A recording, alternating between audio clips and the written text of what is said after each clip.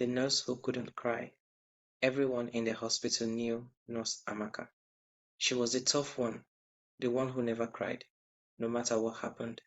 She had worked in the emergency ward for almost 10 years. She had seen everything: accident victims, sick babies, patients taking their last breath. She'd lost count of how many people had died right in front of her. The younger nurses would sometimes whisper, "Nothing moves that woman. She's too strong."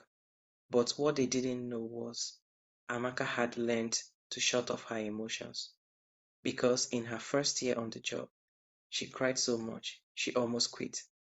One night, they brought in a young boy about 6 years old, hit by a car.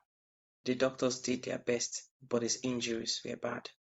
Amaka stayed beside him through the night, holding his small hand as he struggled to breathe. Around 3 a.m., he woke up weakly and asked, "Auntie Nurse, will I go home tomorrow?"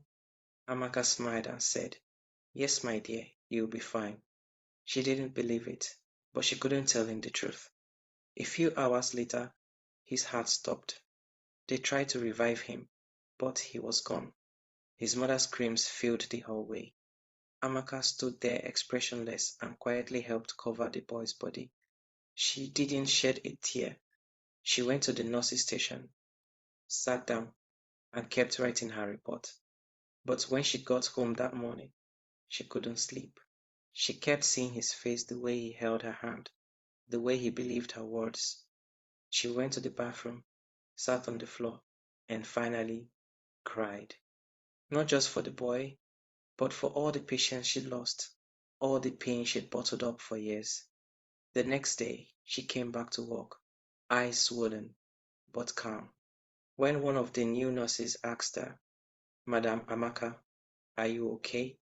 she smiled softly and said, "I'm fine. Sometimes we cry, so we can keep going."